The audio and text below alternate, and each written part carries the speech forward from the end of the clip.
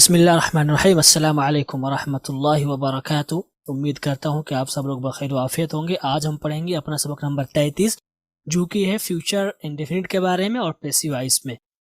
लेकिन इससे पहले हम रिवाइज करना चाहेंगे। पिछले सबक में हमने पढ़ा था पास्ट इंडेफिनिट के बारे में, पैसिव वॉइस को। पास्ट इंडेफिनिट किसे कहते हैं मैंने बताया था। पास्ट इंडेफिनिट जुमलों को कहा जाता है जिनके आखिर में गया, खाया, सोया, इसी तरह से गया था, खाया था, सोया था, इसी तरह से जाता था, खाता था, सोता था वगैरह जैसे कलिमात आए तो उनको हम कहेंगे पास्ट इंडेफिनिट। पास्ट इंडेफिनिट का इस्तेमाल हम कब करेंगे? पास्ट इंडेफिनिट का इस्तेमाल हम करते हैं माजी में कोई काम किया गया था उसको बतलाने के लिए। इसी तरह से कोई आदत थी जो यानी मुसलसल हो रही थी उसको बतलाने के लिए भी हम इसका इस्तेमाल करते हैं। और अगर हम पास्ट इंडेफिनिट की किस्मों की बात करें तो उसकी कुल 4 किस्में होंगी। Affirmative, negative, interrogative, interrogative negative, ये 4 किस्में होंगी। किसकी? पास्ट इंडेफिनिट की। पैसिव वॉइस में भी यही 4 किस्में होंगी। और पास्ट इंडेफिनिट का हेल्पिंग वर्ब पैसिव वॉइस में वाज या वर है। वाज का इस्तेमाल सिंगुलर के साथ होता है और इसी तरह से आई के साथ भी आप वाज का इस्तेमाल करेंगे। और वर्ड का इस्तेमाल प्लूरल के साथ होता है। इसी तरह से यू को जब आप सिंगुलर के माने में लेंगे तब भी आप वर्ड का ही इस्तेमाल करेंगे। और इसमें हम वर्ब की थर्ड फॉर्म का इस्तेमाल करते हैं। पास्ट इंडेफिनिट के मुतलक तौर पर अगर हम स्ट्रक्चर की बात करें तो इसका स्ट्रक्चर होगा, सबसे पहले हम कहेंगे सब्जेक्ट, उसके बाद हेल्पिंग वर्ब वाज या वर, उसके बाद वर्ब की थर्ड फॉर्म, उसके बाद दीगर वर्ड्स। इसी तरह से पास्ट इंडेफिनिट नेगेटिव की अगर हम बात करें तो सबसे पहले सब्जेक्ट, हेल्पिंग वर्ब, वाज या वर, नॉट, वर्ब की थर्ड फॉर्म, दीगर वर्ड्स। इसी तरह से पास्ट इंडेफिनिट इंट्रोगेटिव की अगर हम बात करें तो सबसे पहले हम क्वेश्चन वर्ड कहेंगे, उसके बाद हेल्पिंग वर्ब, वाज या वर, उसके बाद सब्जेक्ट, उसके बाद वर्ब की थर्ड फॉर्म, उसके बाद दीगर वर्ड्स का भी इस्तेमाल करेंगे। अगर आप पास्ट इंडेफिनिट इंट्रोगेटिव नेगेटिव की बात करें तो सबसे पहले हम क्वेश्चन वर्ड कहेंगे, उसके बाद हेल्पिंग वर्ब, वाज या वर, उसके बाद सब्जेक्ट, उसके बाद नॉट, उसके बाद वर्ब की थर्ड फॉर्म, उसके बाद दीगर वर्ड्स का भी इस्तेमाल करेंगे। तो ये खाका है। इसी तरह या इसी पैटर्न पर आपके सारे जुमले आएंगे पास्ट इंडेफिनिट के। ओके, अब हम करेंगे एक्सरसाइज अपना जो कुछ हमने कल दिया था। और इसमें से सबसे पहला है स्कल्पचर, मुजस्समा साज या संतराश, सीड्समैन बीज फरोश, सेलर ऑफ परफ्यूम या परफ्यूम सेलर खुशबू फरोख्त करने वाला, सर्वेंट नौकर या खादिम, शेफर्ड चरवाहा, शूमेकर जूता बनाने वाला, शॉपकीपर दुकानदार, स्नेक चार्मर सपेरा, सोल्जर सिपाही, स्पेशलिस्ट माहिर।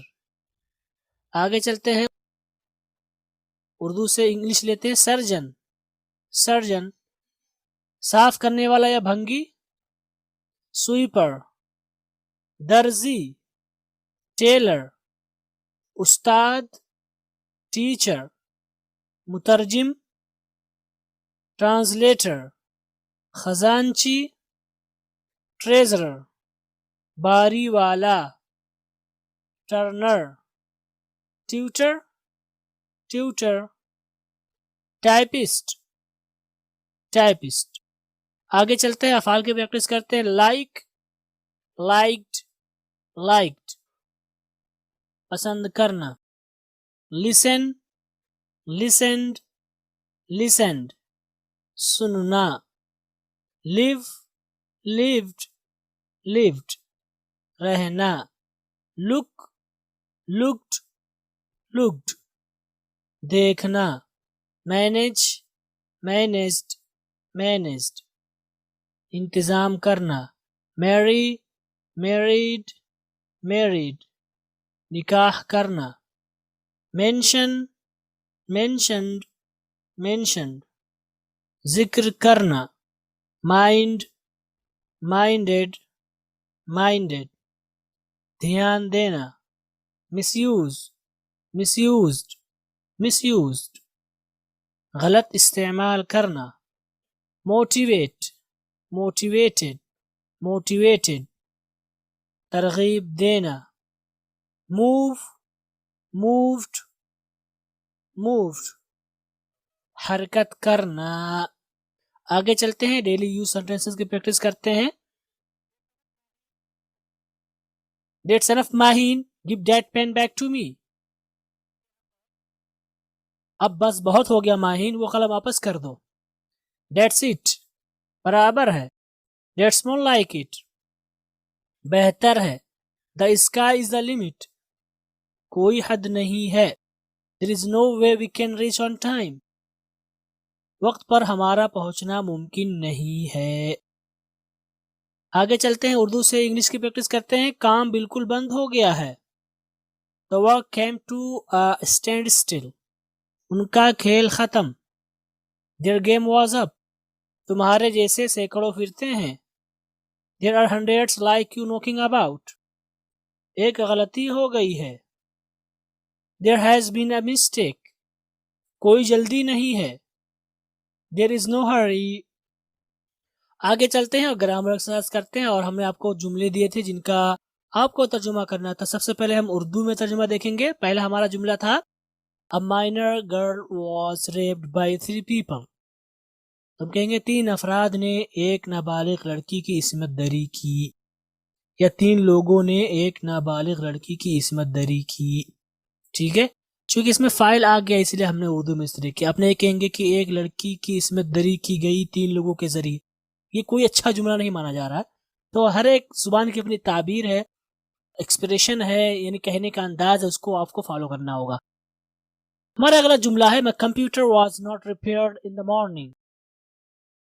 तो हम कहेंगे मेरा कंप्यूटर सुबह में ठीक नहीं किया गया था, या मेरे कंप्यूटर की मरम्मत सुबह में नहीं की गई थी, ये भी आप कह सकते हैं।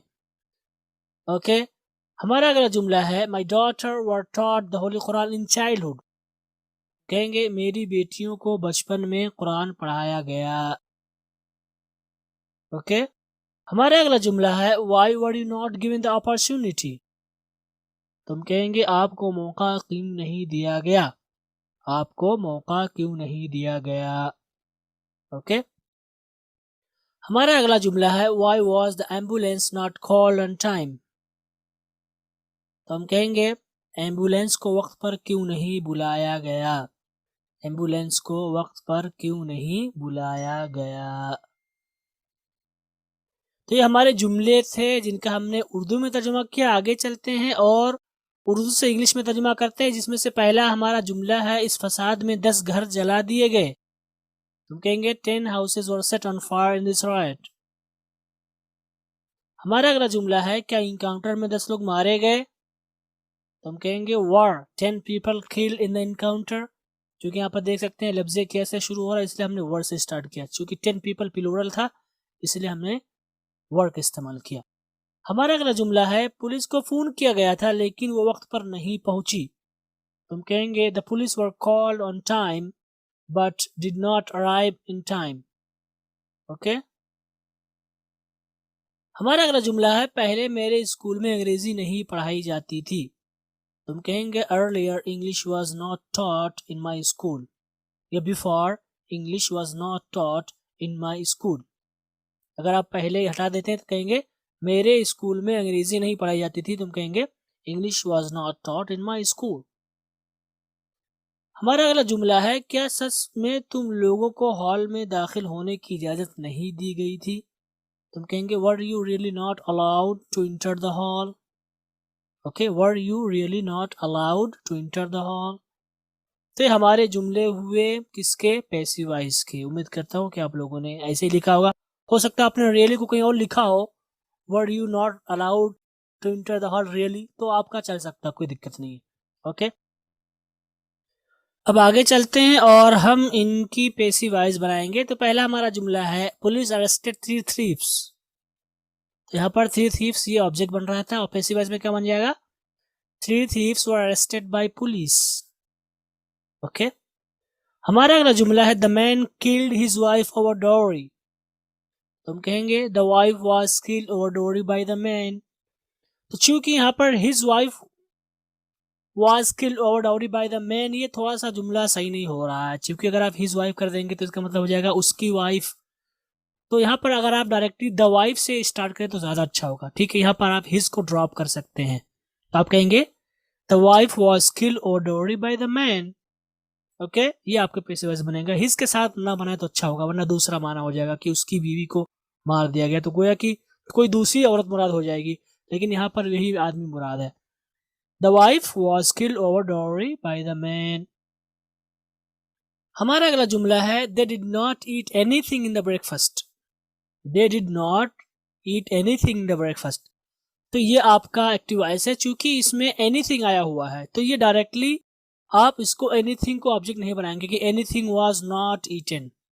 Okay, anything was not eaten नहीं होगा, बल्कि आप नॉट और एनीथिंग को एक कर देंगे तो ये हो जाएगा नथिंग। तो कैसे बनेगा, nothing was eaten in the breakfast by them.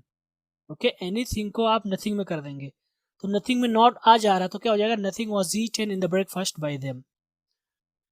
हमारा अगला जुमला है why did Ramesh not complete this homework. Why did Ramesh not complete his homework.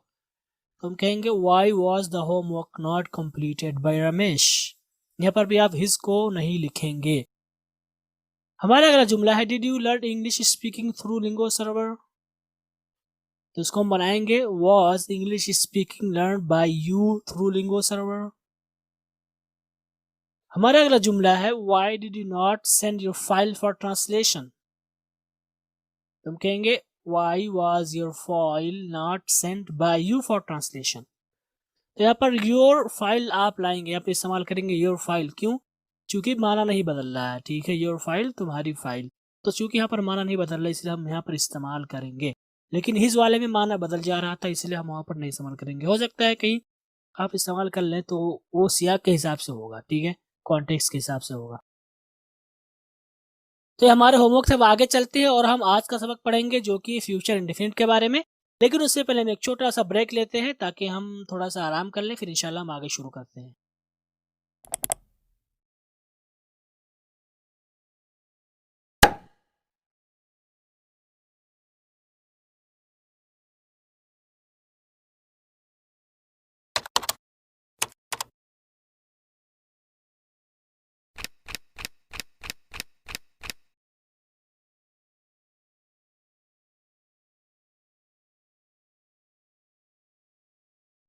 Okay guys, हमने ब्रेक ले लिया, अब आगे चलते हैं और हम आज का सबक स्टार्ट करते हैं लेसन नंबर 33 जो कि फ्यूचर इंडेफिनिट के बारे में है।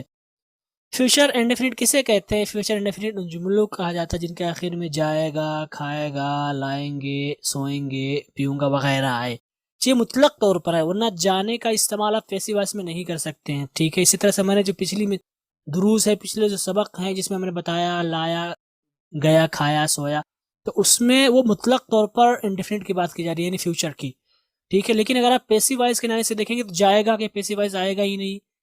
इसी तरह से सोएंगे कभी पैसिव वॉइस नहीं ला सकते। क्यों? क्योंकि मैंने आपको बताया कि पैसिव वॉइस उन फेल की बनती है जिनमें मफूल हो, लेकिन सोने में मफूल नहीं आता, ऑब्जेक्ट नहीं है। लेकिन ये जो मिसालें दी गई हैं बस मुतलक तौर पर फ्यूचर इंडेफिनिट की मिसाल है, तो इस चीज का आपको ख्याल रखना होगा। फ्यूचर इंडेफिनिट का इस्तेमाल हम कब करते हैं? फ्यूचर इंडेफिनिट का इस्तेमाल हम करते हैं हर वो काम जो मुस्तकबिल में होने वाला हो और उस पर हमारा कोई इख्तियार ना हो। जैसे कल कोई काम होगा, हम कुछ नहीं कर सकते, जैसे कि कल हो सकता है आप 24 साल के हो जाए, तो आपका कोई इख्तियार नहीं। अगर आप जिंदा होंगे तो जाहिर सी बात है 24 साल के हो जाएंगे। इसी तरह ऐसा ऐसा काम जिसके बारे में हम सोचते हैं कि ऐसा होगा, ठीक है, जैसे कि मान लिया आप सोच लें कल बारिश होगी।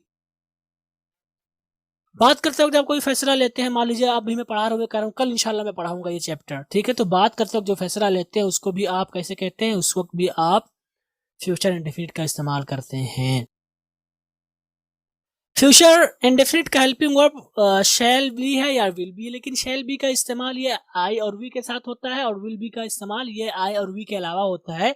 लेकिन आज के वक्त में शैल बी का इस्तेमाल नहीं है। इसी तरह से आप देखेंगे कि आई के साथ भी विल बी इस्तेमाल होता है, शैल नहीं इस्तेमाल होता है। वी के साथ भी विल बी इस्तेमाल होता है, लेकिन अगर आपको कहीं दिख जाए तो वही माना होगा। लेकिन अगर आप आई और वी के अलावा शैल कहीं देख लें तो इसका मतलब होगा वो ताकीद पैदा करना चाह रहे हैं, जुमले में जोर देना चाह रहे हैं, तो इसके लिए इसका इस्तेमाल करते हैं।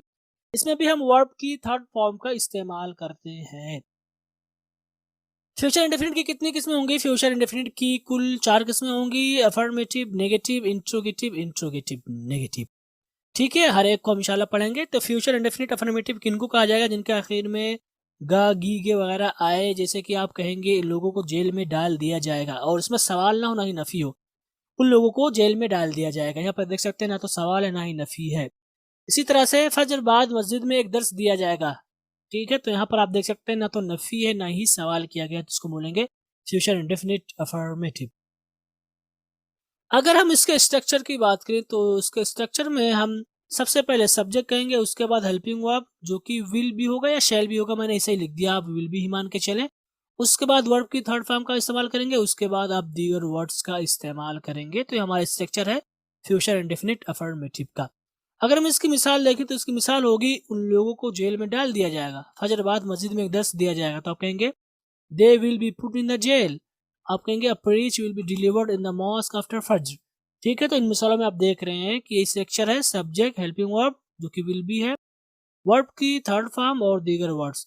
यहाँ पर आप देख सकते हैं दे को हमने सब्जेक्ट की जगह पे लिखा, इसी तरह से अ प्रीच को भी हमने सब्जेक्ट की जगह पे लिखा है, विल बी को इसकी जगह पे लिखा है, वर्ब की थर्ड फॉर्म पुट जो कि पुट आती है, डिलीवर्ड ये थर्ड फॉर्म है, और चूंकि इसमें दीगर वर्ड्स थे इसलिए हम उनके यहाँ पर लिख दिया है।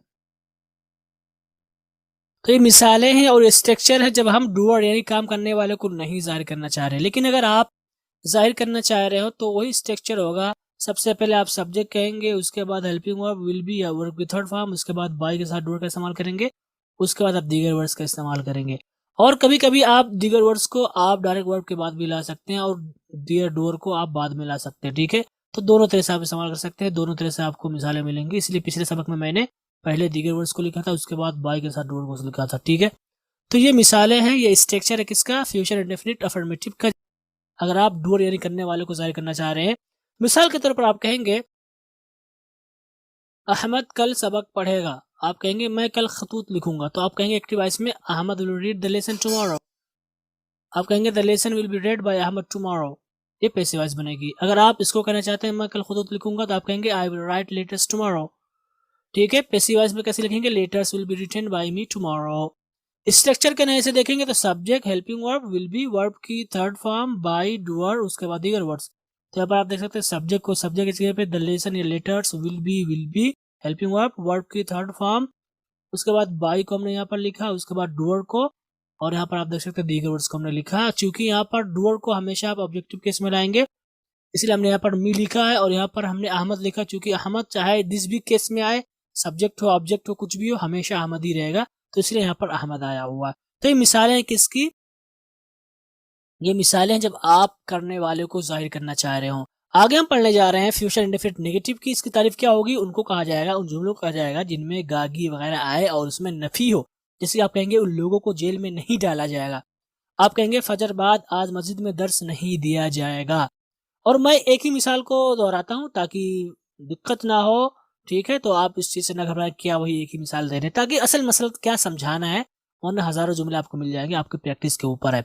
तो अब आप देख सकते हैं यहाँ पर नहीं आया हुआ और इसमें जाएगा, दिया जाएगा अगर आया हुआ तो उसको बोलेंगे फ्यूचर इंडेफिनिट नेगेटिव। अगर हम इसके स्ट्रक्चर की बात करें तो सबसे पहले हम सब्जेक्ट कहेंगे, उसके बाद हेल्पिंग वर्ब विल, उसके बाद नॉट, उसके बाद बी। यहाँ पर आप देख सकते हैं हमने विल बी को अलग अलग कर दिया है। चीज आपको ध्यान रखनी है कि पहले पार्ट के बाद हमने नॉट का इस्तेमाल किया, उसके बाद बचे हुए पार्ट को लाया, उसके बाद वर्ब की थर्ड फॉर्म, उसके बाद दीगर वर्ड्स। आप विल बी नॉट नहीं इस्तेमाल करेंगे, कैसे इस्तेमाल करेंगे, विल बी नॉट गलत हो जाएगा, ओके। तो स्ट्रक्चर है फ्यूचर इंडेफिनिट नेगेटिव का जब आप इसके करने वाले को जाहिर न करना चाह रहे हो। अगर इसकी मिसाल की बात करें तो इसकी मिसाल होगी जैसे कि आप कहेंगे उन लोगों को जेल में नहीं डाला जाएगा, आप कहेंगे फजर बाद आज मस्जिद में दर्स नहीं दिया जाएगा, तो आप कैसे कहेंगे they will not be put in the jail. यहाँ पर देख सकते हैं विल नॉट भी हमने लिखा। इस तरह से today the preach will not B delivered in the mosque after Fajr, ठीक है, यहाँ पर विल नॉट बी लिखा, विल बी नॉट नहीं लिखा बल्कि विल नॉट बी का हमने इस्तेमाल किया। स्ट्रक्चर होगा subject, helping verb, will not be, verb के थर्ड फॉर्म, दीगर वर्ड्स। तो यहाँ पर देख सकते हैं सब्जेक्ट लिखा है, हेल्पिंग वर्ब की जगह पे हमने हेल्पिंग वर्ब लिखा है, और नॉट की जगह पे हमने नॉट लिखा है, उसके बाद बी हमने लिखा है, उसके बाद वर्ब की थर्ड फॉर्म का लिखा इसका, उसके बाद हमने दीगर वर्ड्स को यहाँ पर लिखा है। तो ये आपका स्ट्रक्चर और मिसालें हैं बगैर डूअर यानी करने वाले को जाहिर किए। लेकिन अगर आप उसको दिखलाना चाह रहे हैं, बतलाना चाह रहे हैं, तो उसका स्ट्रक्चर वही होगा, बस आपको जो है बाई के साथ करने वाले को जाहिर करना होगा और उसके ऑब्जेक्टिव केस को लिखना होगा। तो आप देख सकते हैं subject, helping verb will not be, verb की third form, by, doer, objective case, उसके बाद दीगर वर्ड्स का आप इस्तेमाल करेंगे। अगर आप इसकी मिसाल देखें तो इसकी मिसाल होगी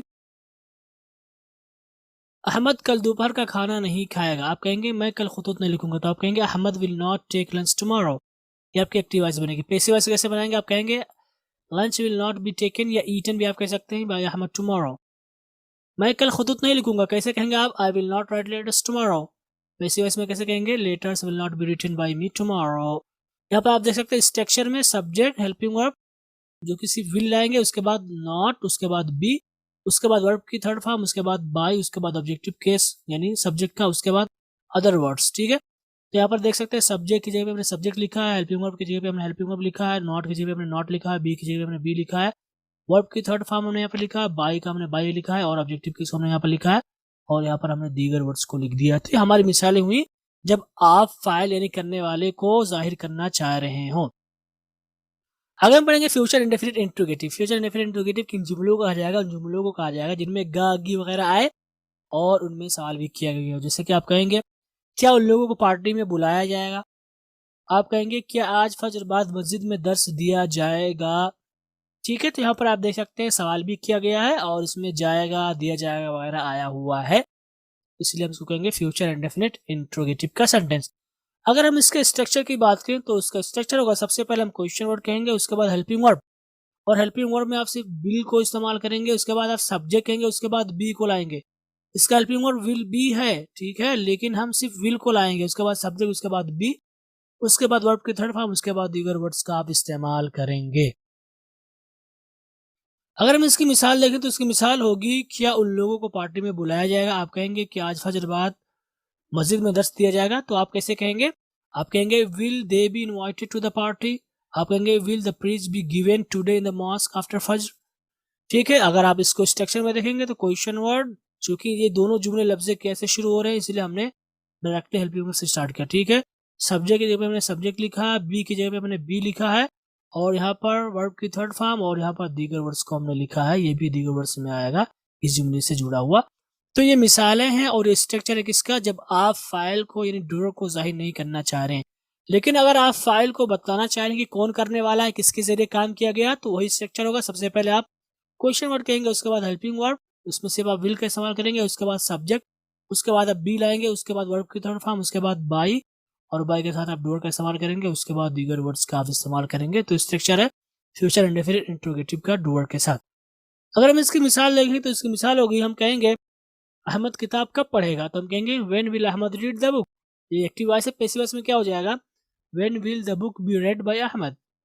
वो कल खुतूत कब लिखेगा? तो हम कहेंगे when will he write letters tomorrow.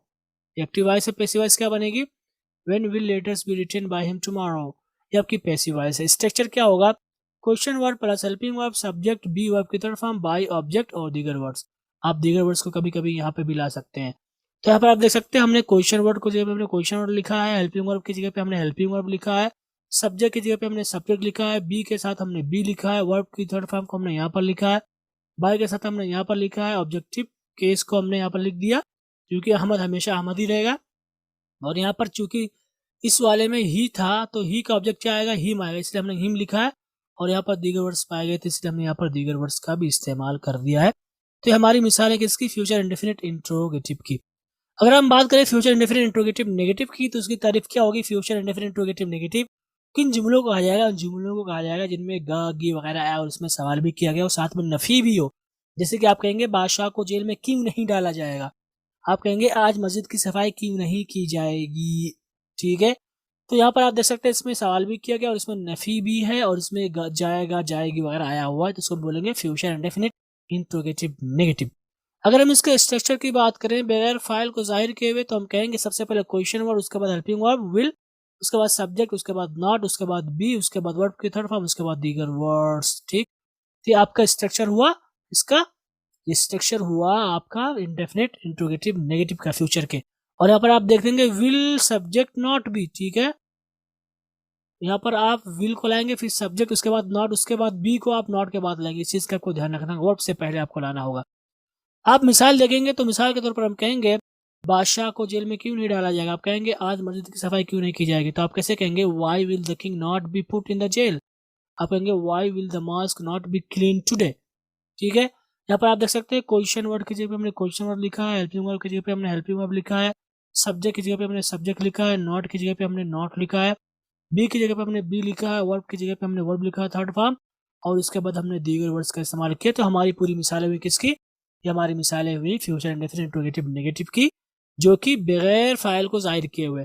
लेकिन अगर आप फाइल को जाहिर करना चाह रहे हैं तो इसका वही स्ट्रक्चर होगा, बस आपको करने वाले को जाहिर करना होगा। आप सबसे पहले कहेंगे क्वेश्चन वर्ड, उसके बाद हेल्पिंग वर्ड विल, उसके बाद सब्जेक्ट, उसके बाद नॉट, उसके बाद बी, उसके बाद वर्ब की थर्ड फॉर्म, उसके बाद बाई का इस्तेमाल करेंगे, उसके बाद डूअर को इस्तेमाल करेंगे, और अगर कोई दीगर वर्ड्स पाएंगे तो यहाँ पर आप ऐड कर देंगे। तो ये आपका स्ट्रक्चर होगा फ्यूचर इंडेफिनिट इंट्रोगेटिव नेगेटिव का काम करने वाले के साथ। अगर आप इसकी मिसाल देखें तो आपको मिसाल ये आपके सामने है। आप कहेंगे अहमद कल किताब क्यों नहीं पढ़ेगा? आप कहेंगे एक्टिव वॉइस में why will Ahmed not read the book tomorrow. अगर ये आप पैसिव वॉइस में लाना चाहें तो आप कहेंगे why will the book not be read by Ahmed tomorrow. ठीक। अगली मिसाल है हम कल दोपहर का खाना क्यों नहीं खाएंगे? तो आप कहेंगे why will we not take lunch tomorrow और ईट लंच टुमारो। ठीक है। तो एक्टिव वॉइस। पैसिव वॉइस में क्या बनेगा? Why will the lunch not be taken by us tomorrow. ये आपकी पैसिव वॉइस है। अगर आप इसको स्ट्रक्चर में देखेंगे तो क्वेश्चन वर्ड की जगह हमने क्वेश्चन वर्ड लिखा है, हेल्पिंग वर्ड की जगह हेल्पिंग वर्ब लिखा जो किसी विल लिखा है, उसके बाद हमने सब्जेक्ट लिखा, उसके बाद नॉट लिखा, उसके बाद बी लिखा है, उसके बाद वर्ब की थर्ड फॉर्म लिखा है, उसके बाद बाई लिखा है, उसके बाद ऑब्जेक्टिव केस को हमने यहाँ पर लिखा है, बाई के साथ अहमद डूअर है, और यहाँ पर आप देख सकते हैं अस आया हुआ, राइट, क्योंकि वी का ऑब्जेक्ट क्या आएगा? अस आएगा, इसलिए हमने अस लिखा है, और यहाँ पर टुमारो ये दीगर वर्ड्स था, ठीक है, इसलिए हमने इसको यहाँ पर लिख दिया है। तो हमारी मिसाल है फ्यूचर इंडेफिनिट इंट्रोगेटिव नेगेटिव की। तो ये आज का हमारा सबक था। आज के सबक हमने क्या सीखा? आज के सबक हमने बात की फ्यूचर इंडेफिनिट को लेकर के। फ्यूचर इंडेफिनिट किसे कहते हैं? फ्यूचर इंडेफिनिट जुमलों कहा जाएगा जिनके आखिर में गागी वगैरह जैसे जाएगा, खाएगा, खाएगी, लाएंगे, सोएंगे वगैरह आए तो उसको हम बोलेंगे फ्यूचर इंडेफिनिट। फ्यूचर इंडेफिनिट का इस्तेमाल हम कब करते हैं? फ्यूचर इंडेफिनिट का इस्तेमाल 3 मानों के लिए होता है। पहला इस्तेमाल जो मुस्तकबिल में काम होने वाला हो, हमारा कोई इख्तियार ना हो। उसी तरह से इसका दूसरा इस्तेमाल है जब हम कोई चीज़ सोचते हैं कि मुस्तकबिल में होगा तो उसको बतलाने के लिए भी हम इसका इस्तेमाल करते हैं। इसी तरह से जब हम कोई फैसला करते हैं ये काम होगा मुस्तकबिल में, उस वक्त भी हम इसको इस्तेमाल करते हैं। काइंड्स ऑफ फ्यूचर इंडेफिनिट, इसकी कुल कितनी किस्में होंगी? इसकी कुल 4 किस्में हैं। Affirmative, negative, interrogative, interrogative negative. और अगर हम फ्यूचर इंडेफिनिट के हेल्पिंग वर्ब की बात करें पैसिव वॉइस में तो इसका हेल्पिंग वर्ब विल बी या शैल बी, लेकिन आज के वक्त में सिर्फ विल बी का इस्तेमाल करते हैं, और इसमें वर्ब की थर्ड फॉर्म का इस्तेमाल करेंगे। और अगर हम इसको स्ट्रक्चर के पैराए में देखें तो इसका स्ट्रक्चर यहाँ पर आपके सामने लिखा हुआ है। अगर फ्यूचर इंडेफिनिट अफर्मेटिव की बात करें तो सबसे पहले हम सब्जेक्ट कहेंगे, उसके बाद हेल्पिंग वर्ब में विल बी या शैल बी, वर्ब की थर्ड फॉर्म दीगर वर्ड्स। और अगर आपका जाहिर करना तो डूअर को आप यहाँ पर लिख देंगे, ठीक है, बाई के साथ। नेगेटिव की बात करें तो सबसे पहले सब्जेक्ट, उसके बाद हेल्पिंग वर्ब, और हेल्पिंग वर्ब आप सिर्फ विल कहेंगे, उसके बाद नॉट, उसके बाद बी, उसके बाद वर्ब की थर्ड फॉर्म, उसके बाद दीगर वर्ड्स का इस्तेमाल करेंगे। अगर हम इंट्रोगेटिव की बात करें तो सबसे पहले हम क्वेश्चन वर्ड कहेंगे, उसके बाद हेल्पिंग वर्ब में सिविल इस्तेमाल करेंगे, उसके बाद सब्जेक्ट, उसके बाद बी, उसके बाद वर्ब की थर्ड फॉर्म, उसके बाद दीगर वर्ड्स का इस्तेमाल करेंगे, और आप यहाँ पर डूअर को ला सकते हैं अगर आप जाहिर करना चाह रहे हो तो। फ्यूचर इंडेफिनिट इंट्रोगेटिव नेगेटिव की बात करें तो सबसे पहले हम क्वेश्चन वर्ड कहेंगे, उसके बाद हेल्पिंग वर्ब विल, उसके बाद सब्जेक्ट, उसके बाद नॉट, उसके बाद बी, उसके बाद वर्ब की थर्ड फॉर्म, उसके बाद दीगर वर्ड्स का इस्तेमाल करेंगे।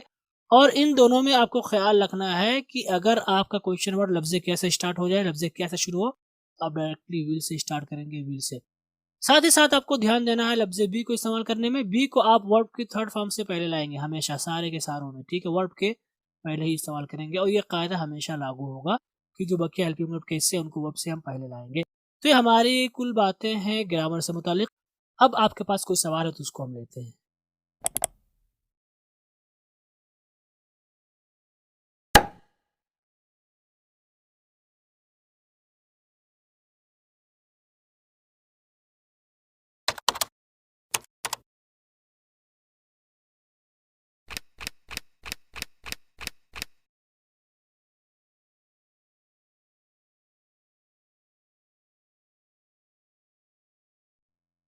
ओके, अब आगे चलते हैं और हम एक्सरसाइज वाला हिस्सा लेते हैं जो कि दूसरा हिस्सा है, और इस हिस्से में हम सबसे पहले अल्फाजों मानी लेंगे, और ये है सबसे पहला वर्ड है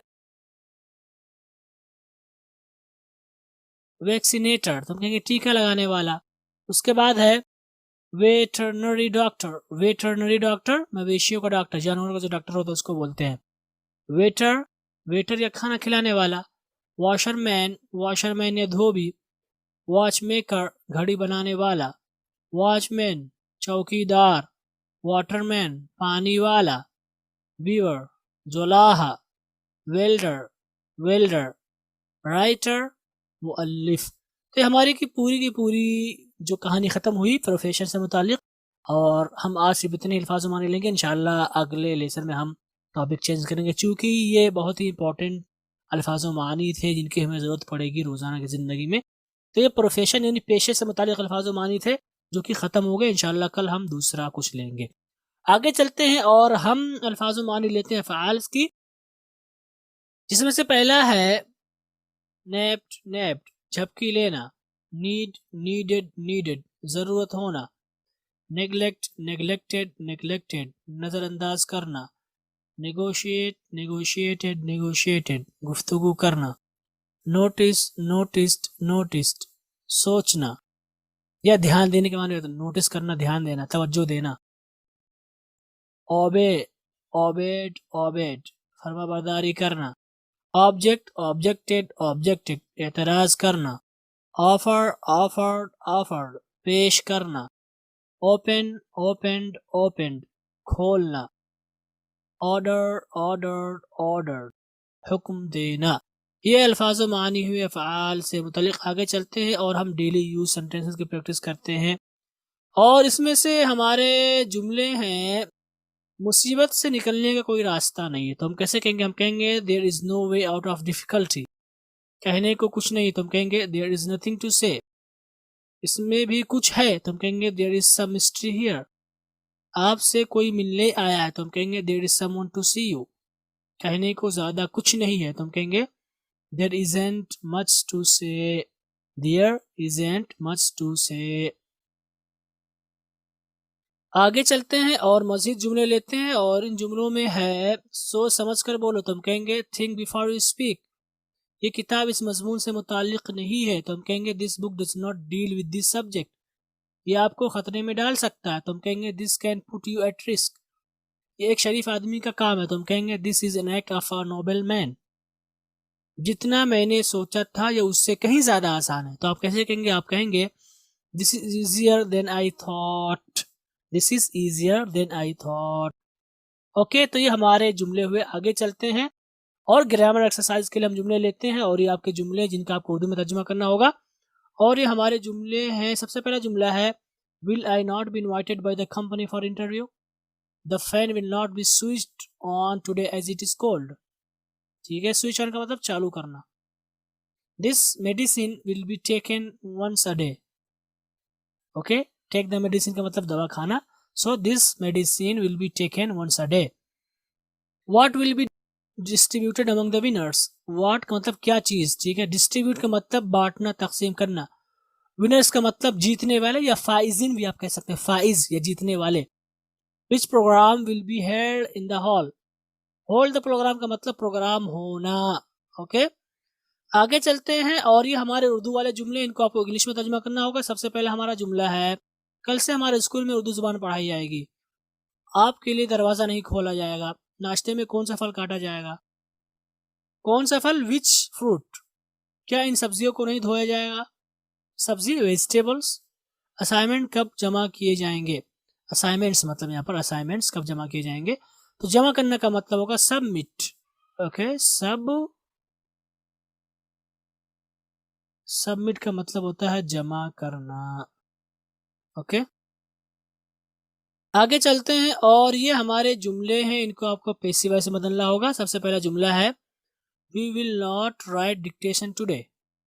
अगला जुमला है he will not turn on the light off. He will not turn the light of.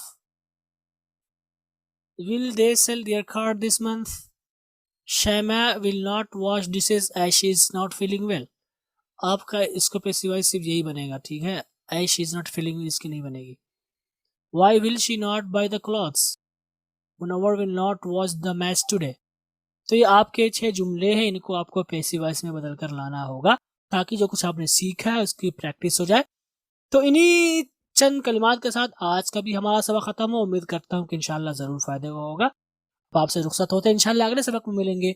वस्सलामु अलैकुम व रहमतुल्लाहि व बरकातुहू।